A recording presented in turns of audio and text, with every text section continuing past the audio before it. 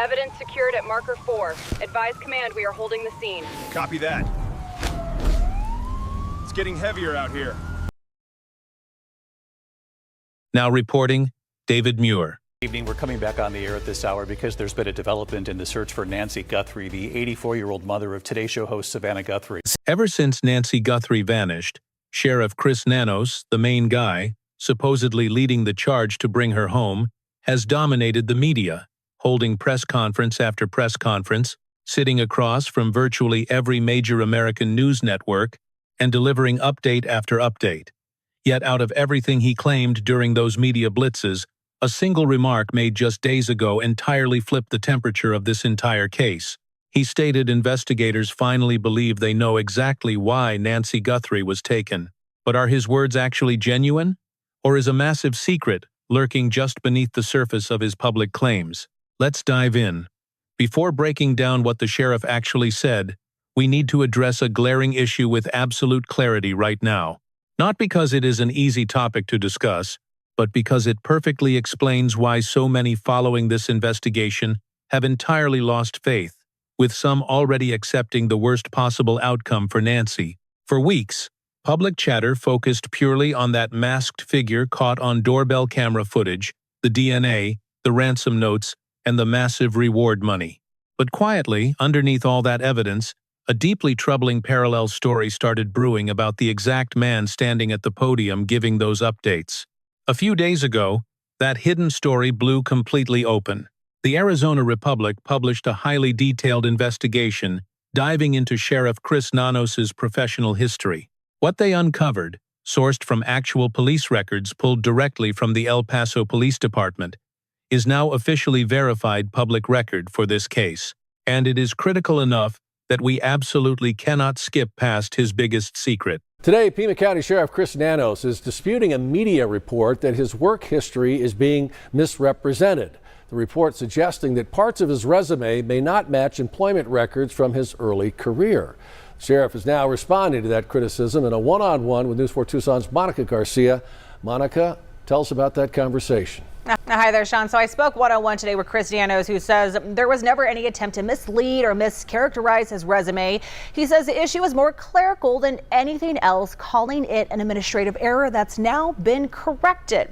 So the questions center on Nanos' early career with the El Paso Police Department and whether the timeline listed on his public resume matches department records. So his resume listed his time in El Paso from 1976 to 1984, when the sheriff says it should have ended in 1982. So Nanos says the version of his resume kept in the sheriff's department personnel file already has the correct dates. He also says another date was wrong, listing his promotion to captain as 2009 when it actually happened in 2007.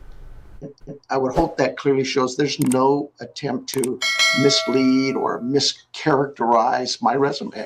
It's just unfortunate that 40 years, spanning 6 decades, is kind of tough, and your documents get mixed up and you miss a couple of dates here and there. So the reporting also raises questions about disciplinary issues Nanos faced early in his career while working for the El Paso Police Department. When I asked the sheriff about those incidents, he acknowledged them, but says they happened when he was a young officer just starting out. You know, when you wreck 5 patrol cars in a period of 6 years, you're probably going to not make your bosses too happy. When you show up late to briefings every now and then, you're probably going to get in trouble. You know, it's what shaped me my entire career, not just the experiences I've had, but just growing up throughout this time. Here, 40 years here in Pima County, 40 plus years, I don't think I have any disciplines. Yes, initially. Nanos started his law enforcement career in El Paso, Texas, in February 1976. His early record was genuinely distinguished. He hit the streets working as a decoy officer, literally posing as live bait to draw out drug dealers and street criminals during incredibly high-risk operations. By 1980, he was officially crowned Officer of the Year for the Western Region by the Combined Law Enforcement Association of Texas, after heroically saving his partner's life during a 1979 incident. That specific part is real and definitively verified. But according to official police records, obtained exclusively by the Arizona Republic, What unfolded over the next 2 years told a drastically different story. During his 6 years with the El Paso Police Department, Nanos racked up 26 separate allegations directly on his internal affairs history card. That heavy list includes excessive use of force, shots fired, off-duty gambling, tardiness, failure to report for duty, making outright threats, and outright dereliction of duty. Across that chaotic 6-year stretch, the department suspended him or forced him onto unpaid leave for a combined 37 days. His longest single suspension hit in March 1982, 15 days totally without pay, after being accused of severely injuring a robbery suspect named Carlos Urias during an intense arrest. Urias claimed Nanos violently kicked him and struck him right in the head. That brutal incident sent Urias straight into the intensive care unit. Urias formally filed police assault charges against Nanos. However, a grand jury declined to indict him. Nanos took the 15-day suspension. That same year, 1982, the department handed him a ruthless choice: resign or be fired immediately. His departure records explicitly cited info deordination and consistent inefficiency as the main reasons. He resigned. Mysteriously, somewhere between leaving El Paso and arriving down in Arizona, 2 whole years completely vanished from his resume. His publicly posted resume listed his El Paso service as officially ending in 1984 rather than 1982. When the Arizona Republic aggressively confronted the department regarding this blatant discrepancy, a spokesperson quickly issued a statement, calling both date errors purely administrative in nature and not intended to mislead anyone. The resume was subsequently corrected. When asked directly by the Republic's reporter, Nanos completely ignored the disciplinary history altogether. Here is his full written response. "Are you absolutely sure you don't want to go back to my high school and ask exactly why I got SWAT from the principal? Good luck with your little hit piece." That exact guy started his Puma County career working as a corrections officer in 1984, grinding his way up through the ranks over several decades before eventually becoming sheriff. But who was actually watching him? His deputies were. Before Nancy Guthrie ever disappeared, his own deputies had already rendered their brutal verdict on his leadership. In January 2024, Puma County Deputies Organization, a union actively representing department deputies, conducted a massive internal vote of no confidence against Nanos. Out of the 86 deputies who chose to participate, 85 strictly voted no confidence. A silent mutiny brewed. 98.8% voted against him.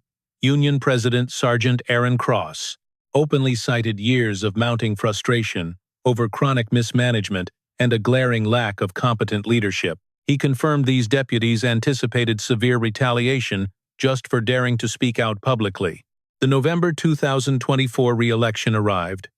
Lieutenant Heather Lapin challenged Nanos. She was a 19-year department veteran. Weeks before the vote, Nanos forced Lapin onto administrative leave, confined her home during business hours, and crippled her campaign. Did he manipulate the election? The Puma County Board of Supervisors asked the Arizona and United States Attorney Generals to investigate.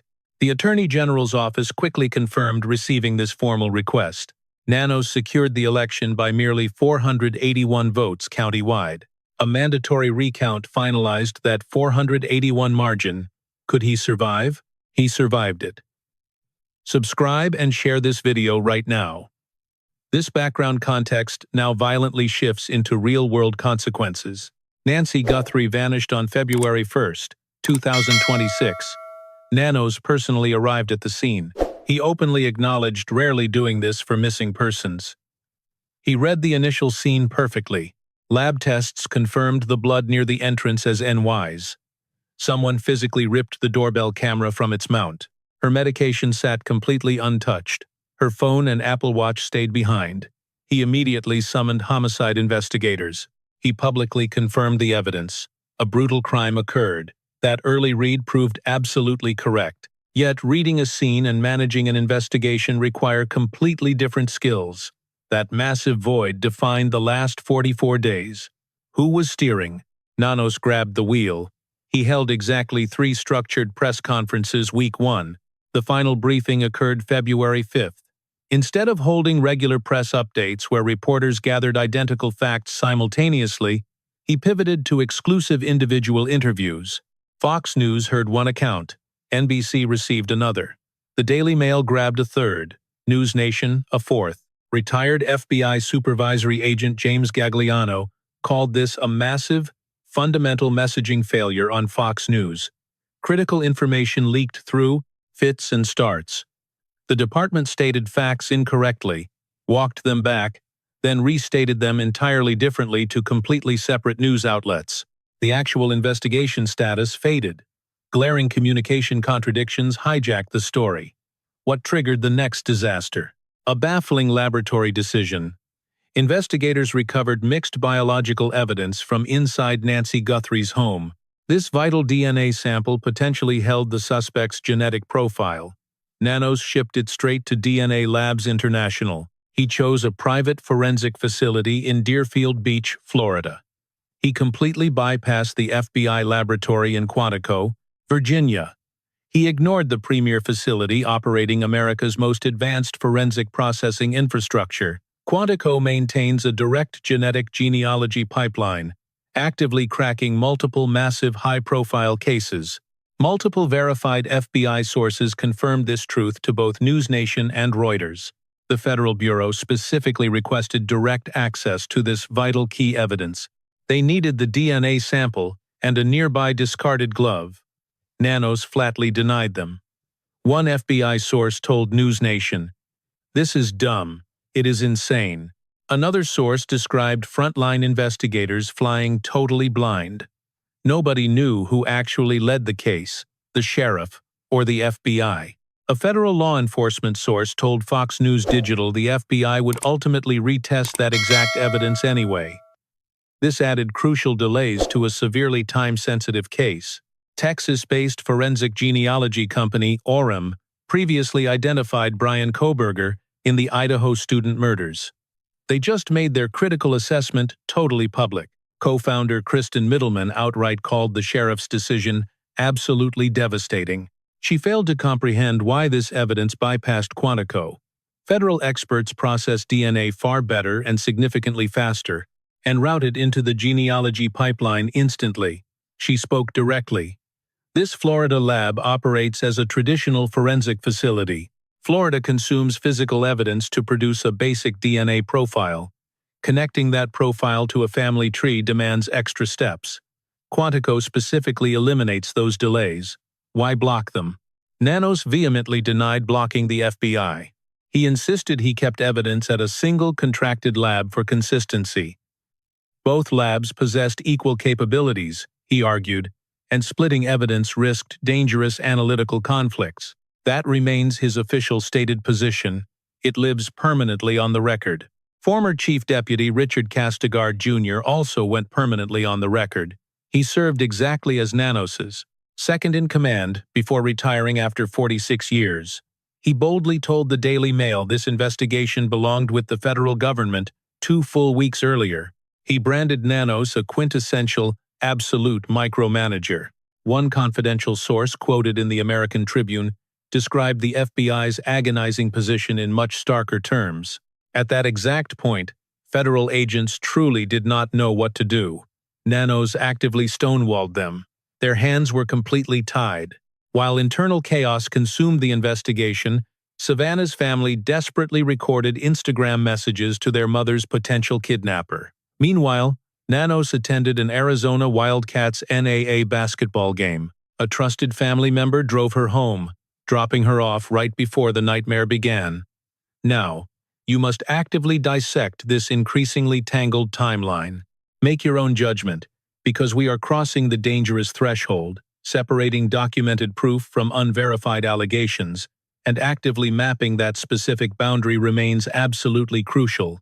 Speaking directly on her podcast, journalist Ashley Banfield claimed, relying on an anonymous law enforcement contact, that NY's son-in-law, Tommaso Tioni, the absolute last known person to witness her alive, the guy who drove her home on the evening of January 31st, sat as a prime suspect. Banfield never publicly revealed that source. No official law enforcement agency ever verified this massive accusation. But they have towed Annie Guthrie's car. And there is some connection to Annie Guthrie's car and Nancy Guthrie's son-in-law. That would be Annie's husband, Tomaso Cioni, age 50, from Tucson, Arizona, married to Annie P. Guthrie, Savannah's sister. And my law enforcement source tells me that Tomaso Cioni is the prime suspect in this case. Again, law enforcement source tells me that Nancy Guthrie's son-in-law, married to Annie Guthrie, Savannah's sister, is maybe a prime suspect in this case. Meanwhile, the Puma County Sheriff's Department publicly fired back, stating they possessed 0 named suspects or persons of interest. By February 16th, Nanos fully exonerated the entire Guthrie family, deliberately clearing all spouses, branding the internet rumors cruel and shameful.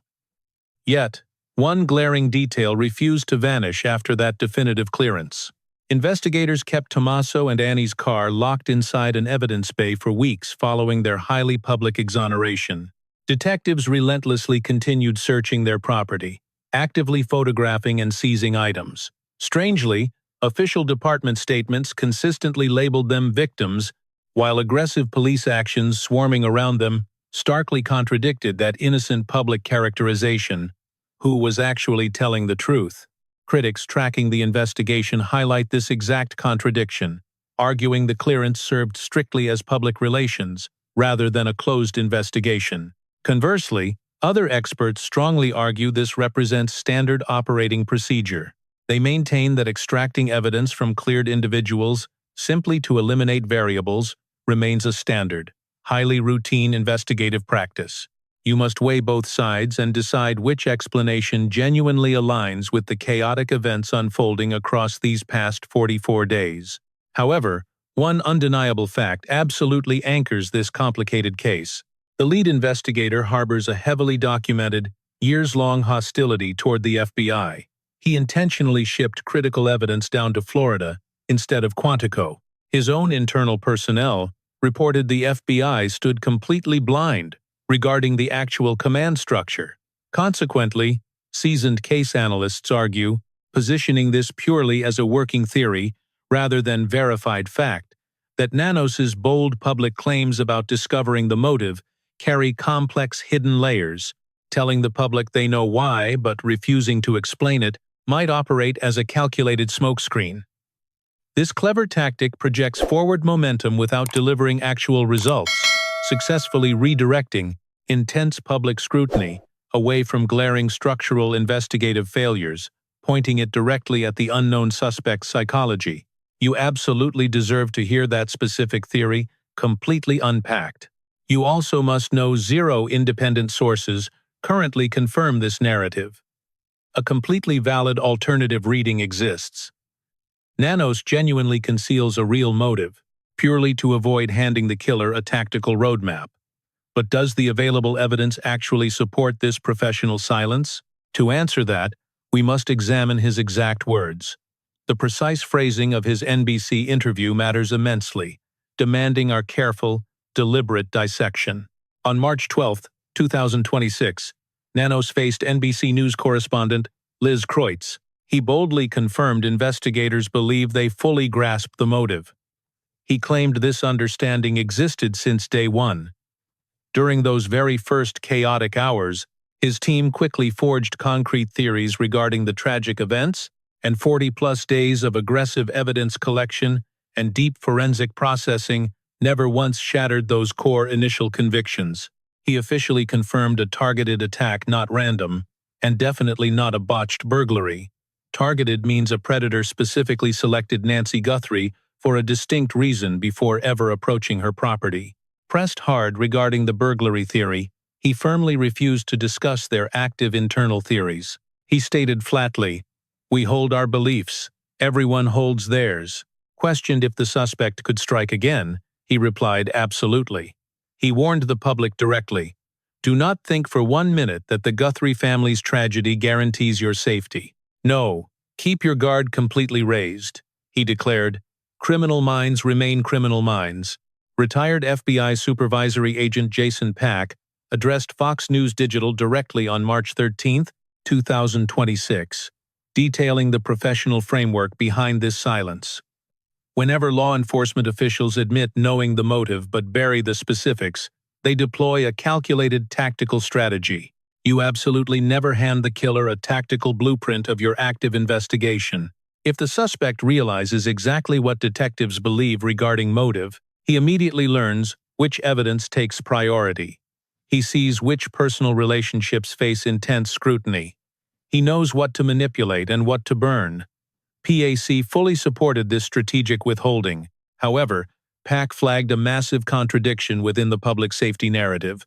Once you warn the country a suspect could absolutely strike again, you instantly create an obligation to define who is at risk and what they must do.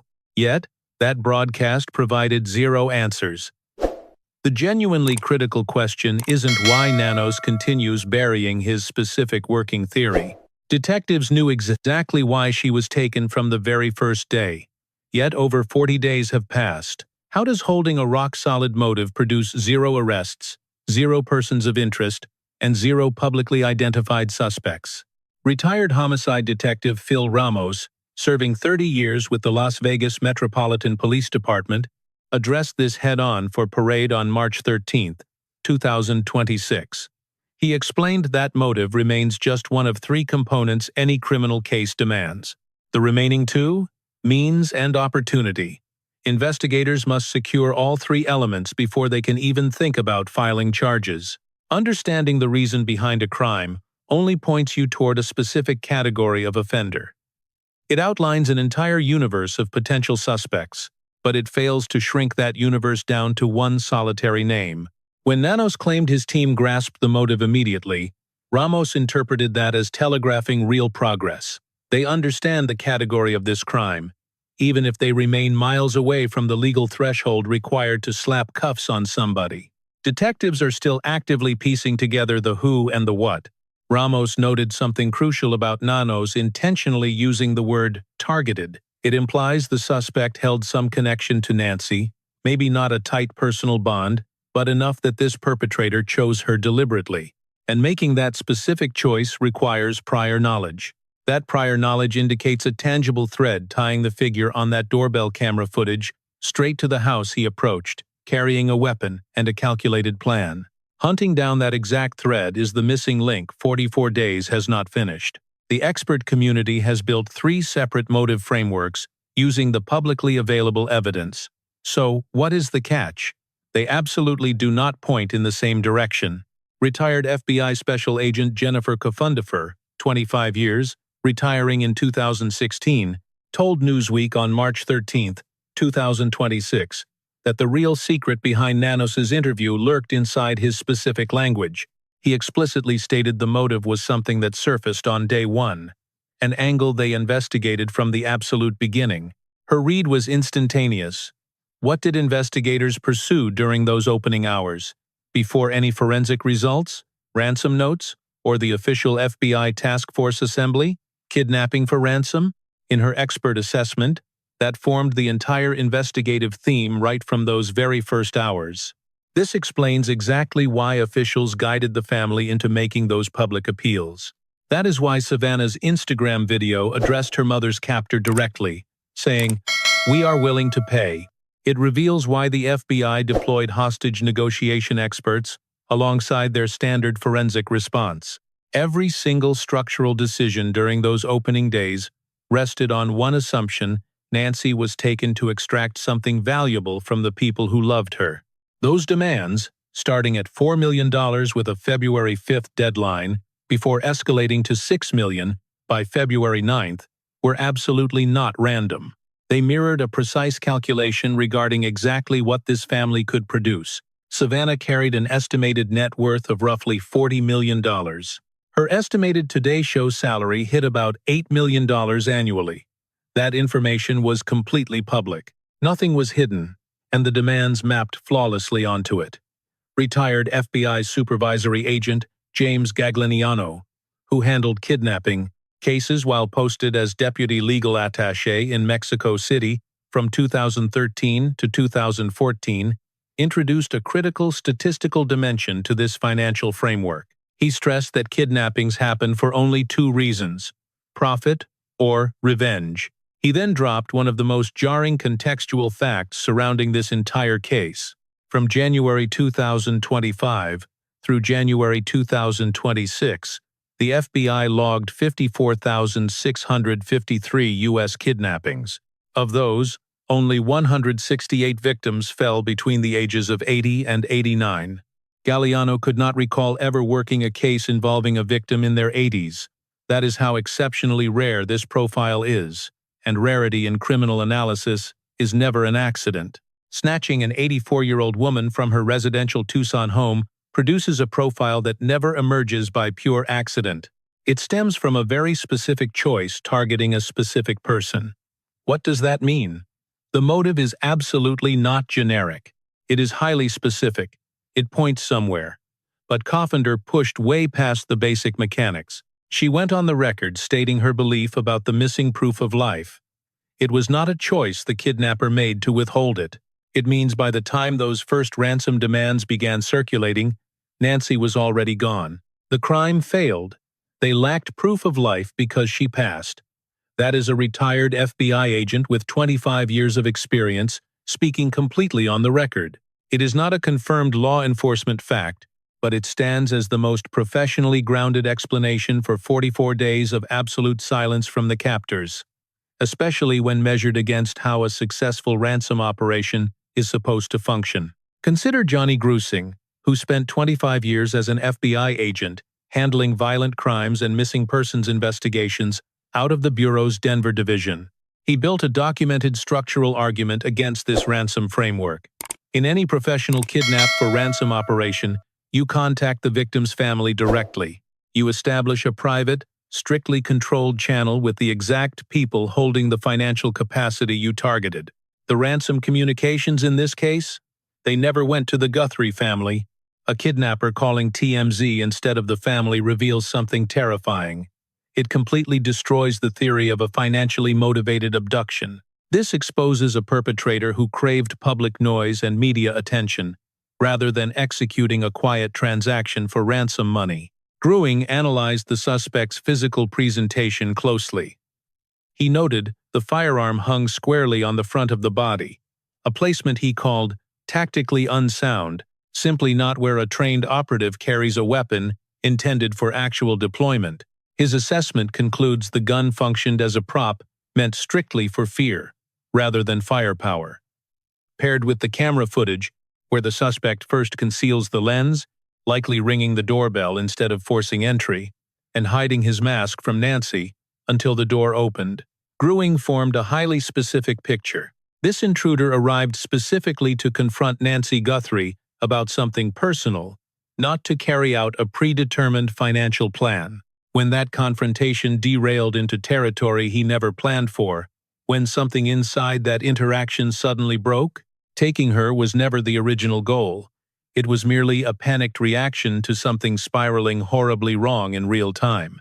Dr. Ann Burgess, a foundational criminal profiler who helped develop the FBI Behavioral Science Unit approach for violent offenders, appeared on the Surviving the Survivor podcast and delivered an assessment that launches from an entirely different starting point. She concluded this looked distinctly like a deeply personal crime, a specific grievance actively trying to play itself out. She asked the exact question any behavioral profiler demands when examining a case with such an unusual victim profile: who actually benefits here, and who does this crime affect most deeply? We have a case where the victim possesses no public prominence, alongside no financial profile attracting a random stranger. The chilling answers to those profiling questions bypass Nancy entirely. Former FBI and CIA agent Tracy Walder directly told Brian Enton Investigates. The person responsible felt extreme anger over something Savannah Guthrie did, or harbored some dark form of obsession with her. Operating under that analytical reading, Nancy herself was never the true destination. She represented the most accessible point of contact for the individual the suspect actually cared about. They chose her strictly for her connections, exploiting an elderly woman living alone as the easiest available door into that connection. None of these three distinct analytical frameworks resolves completely cleanly, and frankly, none of them currently holds any confirmation from Nanos or any official source whatsoever. They represent the absolute best professional analysis of a case the public has obsessively watched for 44 consecutive days, all without receiving the one vital piece of information that finally settles the question. The phrase, "very terrible," in this video title serves as no rhetorical flourish. It holds four specific, verified meanings within the direct context of this case, and each one demands to be named. The first remains the simplest. As Nanos stated himself, strong beliefs existed from day one, beliefs that never diminished.